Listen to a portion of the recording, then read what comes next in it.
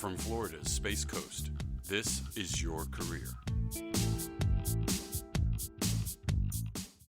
Welcome to Your Career. I'm Debbie Featherston, your host, and with me today is Tim Lesnick with VACO. Tim, I am so glad that you're here.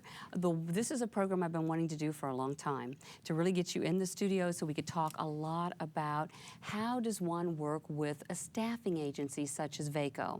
So if you could take a moment and just tell the viewers a little bit about what is a staffing agency and a little bit about your career, I'd appreciate it. Sure. So I've been in the staffing industry, as you said, for 13 years now.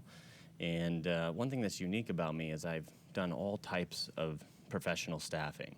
Professional staffing would be everything that's not, mostly white-collar jobs would be probably the term I would use. So in the beginning, I did everything from sales to customer service, administrative placement, accounting. And now I focus pretty heavily on IT consulting. So the company I work for, VACO, as you mentioned, is a $300 million company, and we've now grown from one office, which is called VACO Nashville, our first office, to 30 offices across the country. And I'm a client services manager, which really means that I recruit, sell, headhunt, and do all the different things that are encompassed in what our firm does. I kind of wear many hats, and I'm also a partner with the company. So our firm helps people get jobs in those various disciplines, whether it's an unemployed person looking for a contract job or senior consultants that are looking for different consulting opportunities. And then finally, we provide what is typically called headhunting services, which is when you take a permanently employed person and move them into, a new career or a new job. VACO never charges someone for when they're looking for a new opportunity. So the service is a free service, right, for those that are looking for jobs. Companies, which we would refer to as clients, they're the ones that pay the fees. And the unique part about it, although we do have some retained services for higher level positions, most of our fees are contingent, where we're only charging our client a fee if they choose to hire the person that we've identified for them. Okay? So maybe 20 to 25% of our business is that permanent placement service. The other 70 to 80% is us working with either the unemployed or those that are professional consultants, and we move them from project to project. I think we, work with and have somewhere in the vicinity of maybe 3,000 consultants that are working for us every single week in various locations across the country. We have a number of different jobs that we're advertising every day. I know in my office we have close to 200 positions out of our VACO Orlando office, which encompasses most of Central Florida, Brevard County. I have a Tampa office and a VACO South Florida office here in Florida as well. And so they post a lot of different jobs too. I would say more than half of our positions, I think our statistic is close to 70%, are through referrals. So once we've developed these relationships over the 15-year period, and then you add the 500 or so individuals that do what I do, which is recruit, headhunt, build relationships, that has basically grown exponentially upon itself, where one placement can turn into many within a company, or you work with some person, they have a great experience, they refer family members and friends, and so, there's sort of an exponential growth like that. So I think one of the key elements would be to determine where you're at in your process. If you're very comfortable in your career and very happy in your job, some people put that on the back burner and don't even think about it anymore. I would say that's not necessarily a great strategy, but if you're extremely happy, maybe it doesn't make sense. But when you're unemployed and you're looking for an opportunity, I think you want to have as many things working on your behalf to help you get where you want to go. And if our service doesn't cost you anything, and we have about, on average, 200 jobs per office that we're advertising, some of which you won't even see through other companies or firms themselves. They won't be out on the social in the job boards and all that activity then. Totally. There could be overlap with other firms for sure. Sometimes there's overlap with the company itself. But one of the things that's key to the way we work is our process is very proactive, right? By placing an advertisement online as a company, you have a reactive process. What if the best people out there don't see your ad? What if they're not searching at that time? How do you get what we'd call a passive candidate, right? There's a lot of questions that go into it. So you, just sending your resume in as a job seeker to an opportunity, some people think they've done their work for the day by sending their resume to 20 different places and say, oh, I had a really long, exhausting day of job searching, and they don't have any professional service or person helping them. You know, I can see where it would be difficult if it cost each person $5,000 or $10,000 to use me to help them with their career. Yeah, that might not be, that's cost prohibitive, but it's free. So why wouldn't you have a couple of people like me help you with your search if you're looking for that next step in your career? Right, and having been in the business of helping people find employment, the one thing that I can tell you is I'm a strong advocate of people working with staffing agencies such as yours. Huge, and that they need to actually go out and interview people to make certain that they've got a good relationship, that that firm can represent them, right, that they're in their niche market. You know, that type of thing. So, good. Absolutely, yeah. I think they should do their research on the front end. There's a lot of information on the web right now, right? My company's easy to find, you know, vaco.com, and we're all over the country. So you can take a look at the jobs that we have posted. And then I say, one of the things that's getting lost today, especially generationally speaking, is folks will just send a resume in through a website, or like I said, just send it into a job. Now, if you call a company after sending a resume, sometimes you can be like, oh my God, what's this person doing? They're calling our organization looking for a job. That person's crazy, right? Or they stop by and you're kind of soliciting. That's a risk. It could work. However, with us, I use the phrase all the time that the squeaky wheel gets the grease. So I think if you just send your resume in with no follow-up, or you have one conversation, there's no follow-up, we're getting bombarded by people all day long, and new jobs every day. So out of sight can quickly become out of mind. Other times, I may have talked to you 6 months ago, and the perfect job comes up now, and I remember, and your circumstances may have changed.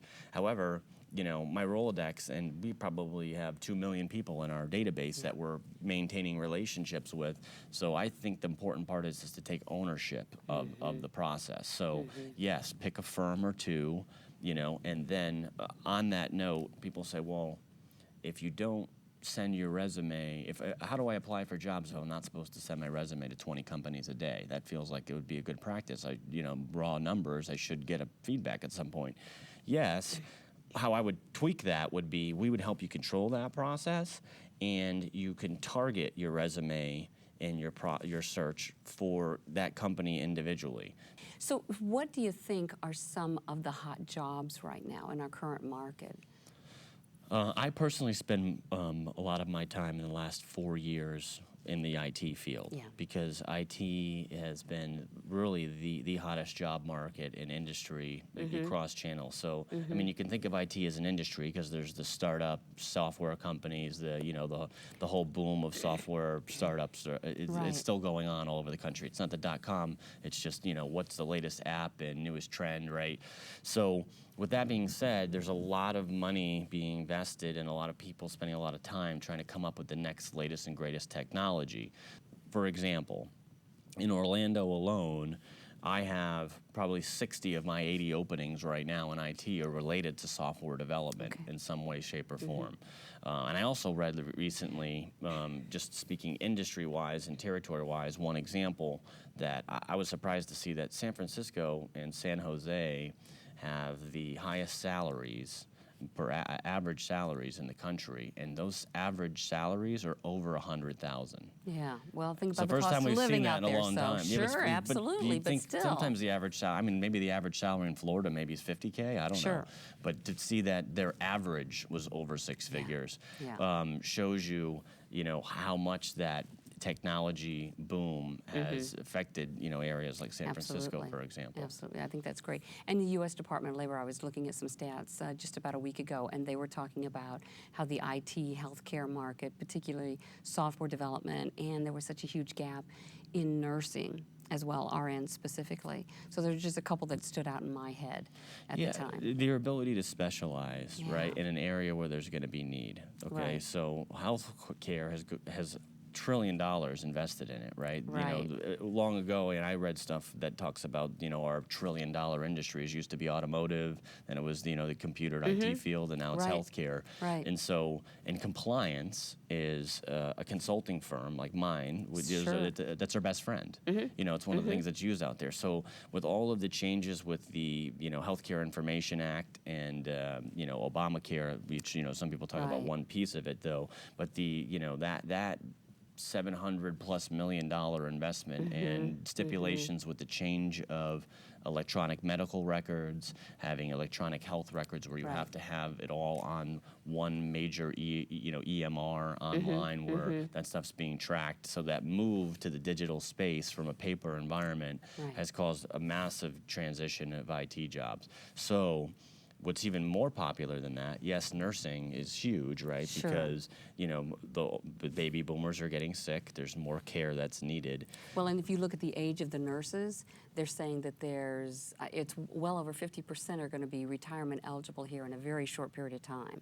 So there's a widening gap and an anticipated increase in that gap. Makes perfect sense. Yeah. And so one of the areas that's really popular for us and in my group is nurses that then will, or those with some sort of clinical experience that have IT skills. Right. Because the marriage of the clinical and IT skills has really helped with this, you know, healthcare transition where we're moving to e-prescriptioning, Sure. we're moving to electronic medical records, like I said. So that area is booming. It was even more so when a couple of years ago with meaningful use taking its forefront, Right. because there was even stipulations in there where hospitals could lose money from Medicare and Medicaid based on not being compliant. And Right. as soon as you start penalizing or threatening penalties like that, Right.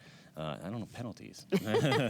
Well, you know, I was just thinking back that a similar thing happened when I started in this business Yeah. over a decade ago with Sarbanes-Oxley, right? With the Indeed. change of internal and remember. external audit. When those changes happen, you have a change of the landscape of business. And so it's something for folks to keep in mind, saying, hey, I want to get involved in this area. You have to adapt to the world that you live in, right? You do. And so if you see that these changes are going to happen, it's a great area to go, you know, get some experience in. I caution folks of going when they see, oh, this is going to be the new hot thing. Let me Yeah, go get a yeah. degree and take 7 years to get it part-time while I'm on the side, but not have any experience in it and expect they're going to get this 60, 70K job Right, because they got right. 7 years of school in the healthcare field. Maybe for nursing that would work. I know Maybe. nurses get placed right out of school. It's pretty popular. But I think in other areas, especially in the IT sector, they're far more interested in the experience than they are, you know, the degree. I mean, Right. the Mark and Bill Gates, you know, they were notorious for not even having their degree and finding two of the largest IT companies in the world, right? Mark Zuckerberg for Absolutely. Facebook. Yeah. Absolutely. It's funny how we know them by their first names, right?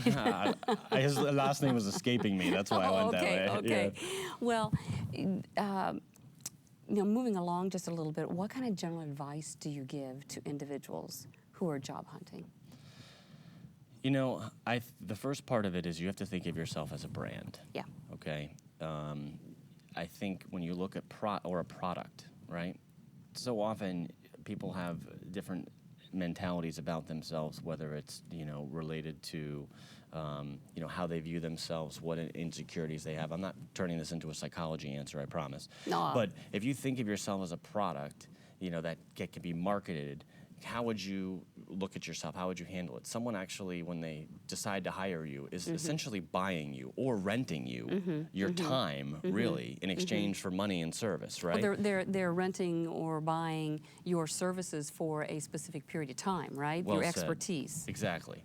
And so that being said, the first step starts with you. You know, look in the mirror. You know, all of this attaches together from your social media strategy. Sure. Right? That's a Sure, great word to use. Do you have a absolutely. strategy? Not do I just go on Facebook? Well, some people talk about needing to scrub their online, you know, profiles for, you know, pictures that you can and will not, you know, get fired or not get hired because of how you handle your online social media strategy, absolutely. right?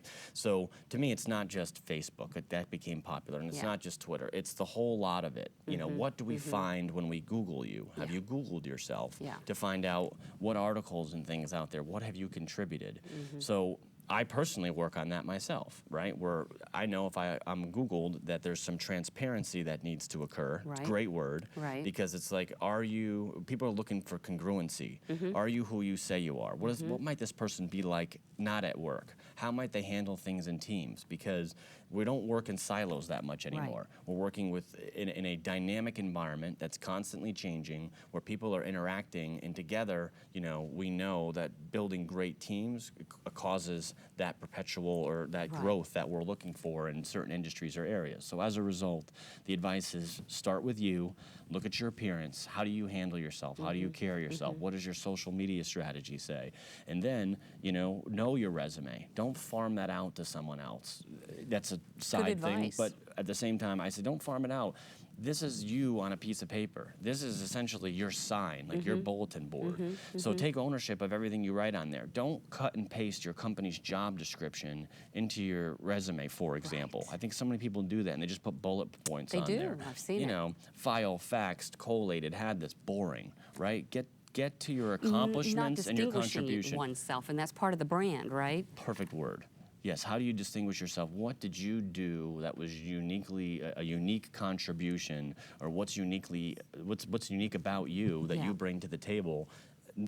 Folks that are able to articulate that well on their resume and then be congruent with how they present themselves, to how they talk and communicate both online and in person, it's become a strategy. It's become, a multifaceted a process. So, as a result, just flinging a resume over or just putting together something on paper and moving quickly, you're going to get haphazard results with, haphazard effort, right? Yeah. Other general advice, this is something that I advise people to do, and I'm curious to see how well this feeds into the work that you do, Tim, and that is, I always advise people after they get that front end piece done, they know who they are professionally, they've done the branding, right? They're real clear about that. They've got all the supporting communication documents, whether it's a resume, cover letter, whatever the tools they're using, right?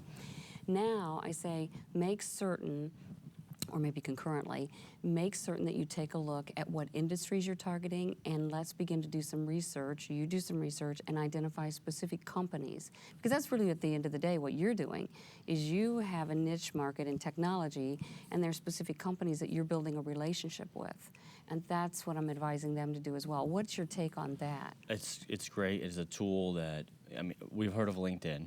I feel like answering this question, the easiest way to answer it is by leveraging LinkedIn. Yeah. Because if I was unemployed tool. tomorrow and I wanted to use this strategy and wanted to find something new, or if I was career searching, or what I do for my candidate base, I call someone that's looking for work that I work with a candidate, as I do that for them hours every day, right? So I ask them to do the same. Here's the advantage. Let's say you want to get a job at Disney, just as an example, and to send your resume in you don't understand the whole hiring dynamic. It's pretty crazy out there in terms of the hiring dynamic, because they're a big company. They get a lot of resumes and applications, so they have to manage it a certain way. But if you pop in Disney into your LinkedIn and you didn't realize that, maybe your neighbor's best friend is an executive or a VP at Disney over a department, you might see that on LinkedIn and say, oh my God, Tom knows James Smith, whatever, right? And so then you might be able to go over and talk to James and say, hey, and he'd be like, I'd be happy to get your resume over. Sometimes the department, I say this works great sometimes in medium companies or smaller companies. Disney's is a huge example. Let's just say a small company, 100 employees. If the marketing director is your neighbor and they get your resume and they feel good about you, they know you, they're validating you, and they walk over to the director of IT and say, hey, this guy Jim, he's my neighbor, I've known him for 10 years, he's the IT guy in the street, someone has an issue, he comes over, fixes their Wi-Fi, he's a great guy, throws great barbecues, he's looking for something, Now you have a personalization. If the marketing director walks into the IT guy's office and hands him a resume, chances are you're going to get a phone call. Right. Because then he can't say no to the director, the marketing director too. That's his colleague.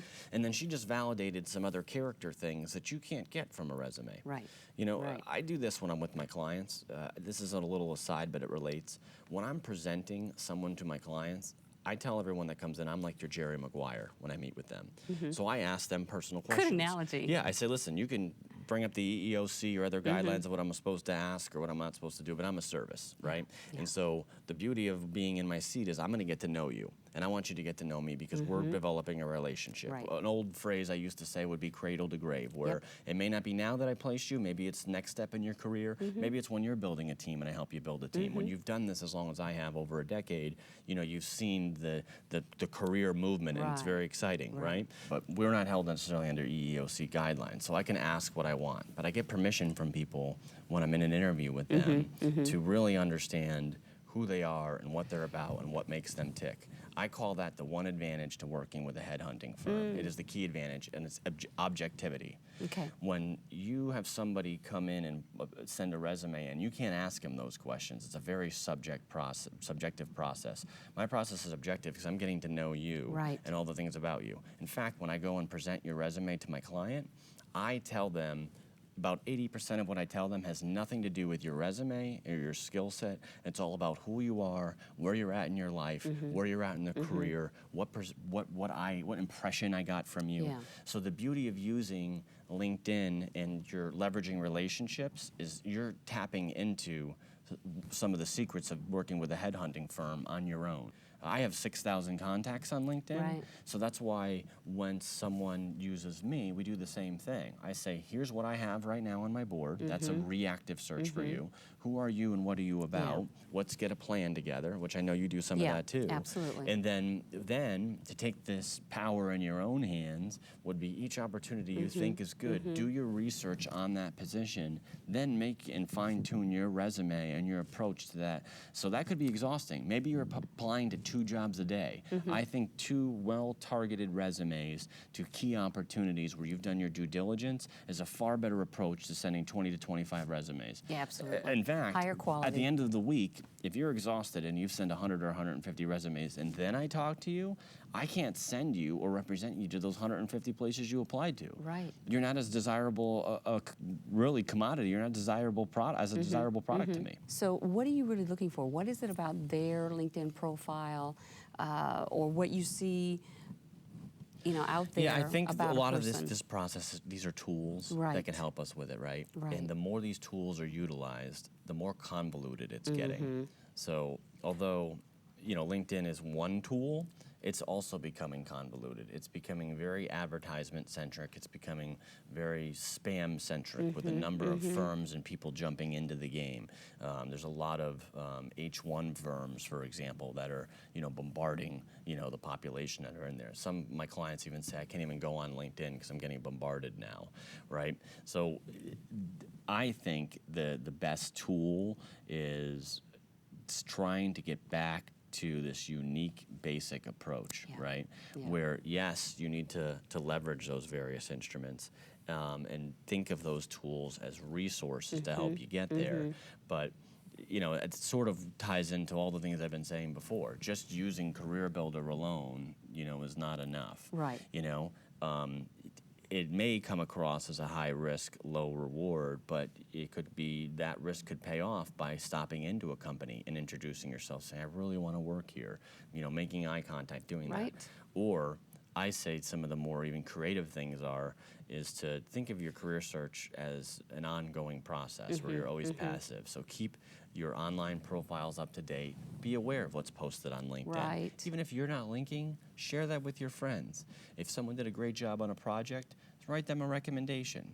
If you do something cool and you like Facebook, put some cool pictures on Facebook so people see that you have an online presence. And then as you share and provide research to things while you're employed, if you're gainfully employed, you know, you're showing that you're trying to help people. Naturally, people are going to see that. Almost gives us some sort of inference into your character. We need to remember that employers are always more interested in hiring people that someone in their firm is familiar with or acquainted with than somebody that no one knows at all. Yeah, I'm glad you pointed that out. It's something that I try to do as much as possible. Maybe it's the natural sales side of me, where I try to create as many connections to that person as possible. Yeah. The reason is this: if someone's just a stranger and they come into me and I don't know them from Adam and we don't build a great amount of rapport and then that 15, 20-minute interview, then they could get lost in the shuffle. However, if they were referred through a buddy I golf with, Right. and maybe I see him on the golf course when we play one round, maybe he gives me a golf tip or whatever, I'm suddenly, this person's now in my network. I have more concern. Or if I've met him through this way, and that's just me personally, Yes. as a recruiter, as a headhunter, all the different terms we go by. You want to get back to the basics with having clear-cut relationships and leveraging those relationships That's right. as soon as possible. When someone loses their job, they usually tell their sphere of influence, their close sphere, as fast as possible. I like to be one of those people in that sphere of influence, as many people Highly as possible. recommend it. Or if I know one of the people in their sphere of influence, Right. I say, you know what, you need to talk to Tim. Right. Just trust me, talk to Tim.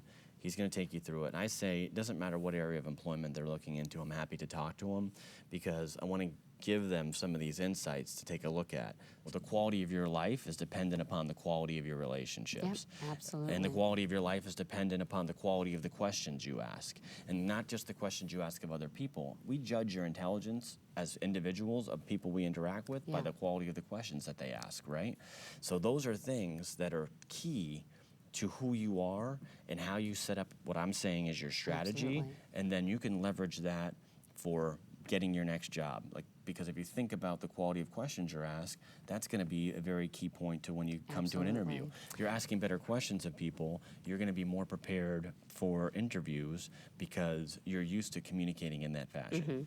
Just as some examples. Fantastic. We'll have to have you back for another segment. Tim, thank you very much for being with me and all the fabulous information and guidance that you're giving the audience on how to work with a staffing firm. On behalf of my guest and everyone here on the set, thank you for watching Your Career. I'm Debbie Featherston, your host, and remember, be career happy. More information about this program is available online at millermediagroup.org.